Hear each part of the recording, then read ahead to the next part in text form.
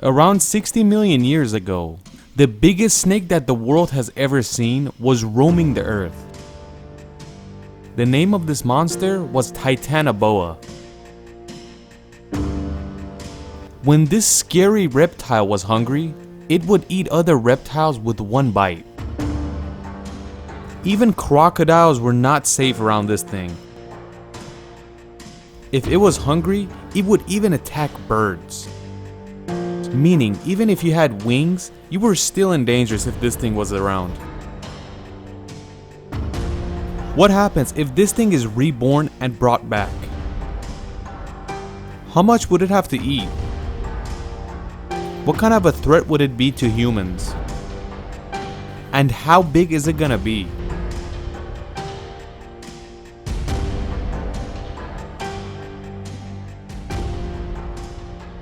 This fossil was founded in Colombia. By looking at the skeleton, they found out that it was 15 meters long and it weighed more than 1 ton.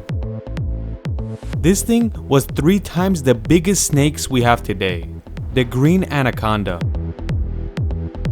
This small monster lives in South America and has no venom. These things wrap around the prey and strangle them, and there's no need for venom when you have this strength. If they strangle anything, they're pretty much dead. But let's get back to Titanoboa. The width of this monster used to be around 1 meter. Just think about it, if it was passing by you, it would look like a train is passing by. But scientists and archaeologists haven't found out if this thing lived on land or it was always in water. But they found out that Titanoboa wouldn't stay far away from the water, and if it went on land, it would return to the water pretty quick. And they also believe that its weight and size made it extremely hard for it to move around on land, and that is why it had an easier time in the water. For example, when a blue whale gets washed up on land, it can't even move around one bit, but in the ocean, it moves around like a ginormous fish. If this thing comes back, we really have to be careful. If you're in the jungle, you shouldn't worry about it because this thing can't go on trees.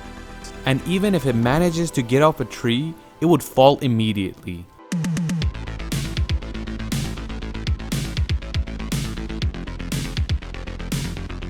Scientists believe that this snake was in the Boidea family. These family of snakes don't have venom, pretty much like the anaconda. So it doesn't have venom, it can't be that dangerous, right?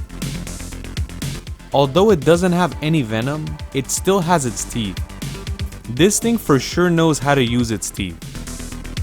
Anything it wants to hunt, first it bites it. If this thing's teeth grips anything, it's pretty much over, because it locks its jaws and you can't even open it with a forklift. Then it starts wrapping its body around its prey. And with all that pressure, every single bone in that thing's body is gonna break. And it pretty much turns it into a smoothie. Just imagine a 1-ton rope with the width of 1 meter is wrapping around you. It doesn't even need to strangle you. Just the weight alone will crush you. Scientists believe that this thing could also kill dinosaurs. It would go around the body of a dinosaur and strangle it. Although it couldn't break the bones, it would stop blood flow, and the dinosaur would pass out. And after the dinosaur passed out, it could easily eat it.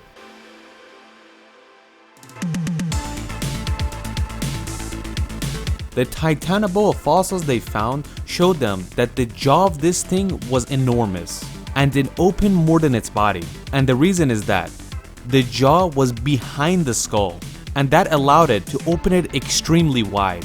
So this shows us that if this thing wants to eat a 6-foot tall man, it just has to swallow. So there's no need to bite, strangle, and take all this time. Titanoboa's main food source was crocodiles. Crocodiles with a length of 6 meters. And whenever this thing got bored, it would eat giant turtles as well. The body of this giant creature shows us that every day It needed at least 40 kilograms of food. But you should know that snakes don't eat every day, once a week, or when they're really hungry, twice a week. And when a Titanoboa ate a 6-meter crocodile, it was full for about 2 weeks probably. If these things come back, humans have to say goodbye to all rivers, swamps, lakes, and everything else. And if you end up swimming in these waters, you might notice a giant opening with giant teeth swallow you up like a piece of spaghetti. But the good thing is, it doesn't live around us, unless you live in a tropical area. And that's why the fossil was founded in Colombia. I got bad news if you live in Florida, and the reason for that is, there's crocodiles there, the weather is hot, and it rains. This thing hates the cold. It likes to live in hot, swampy areas. People have spotted giant crocodiles when they were golfing in Florida. You're just playing golf, and on the other side of the field, you just see a giant crocodile walking. There are swamps around the golf courses as well, and if Titanoboa is alive, golfers are gonna see something else freaky.